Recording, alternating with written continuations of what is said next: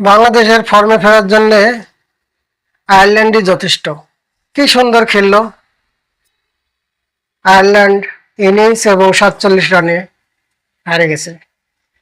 তো কম দল পালে বাংলাদেশ ভালো খেলে, একটু বড় টিমের সাথে খেলা পড়লে আর পারে না। এখানে কাহিনীটা হচ্ছে, একটু বড় টিমের সাথে খেলা পড়লে বাংলাদেশের মনোবল অত স্ট্রং থাকে না। তারা ব্যাট বল যেটাই করতে যাক না কেন, ওদের হাঁটু কাঁপে। মনোবল না থাকলে ক্রিকেটে পারফর্ম করা যাবে না। আগেই ভয় পেয়ে হাঁটু কাঁপছে, মানে পারফর্ম করবে কিভাবে? মনোবল ঠিক থাকলে বড় টিমের সাথে পারফর্ম করতে পারবে।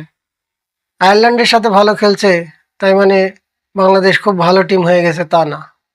কিন্তু বড় টিম হলে তখন দেখা যাচ্ছে 200, 150, 250 করতেই বাংলাদেশের হাফ লেগে যায়, যে বড় টিমের সাথে পারফর্ম করতে পারো না।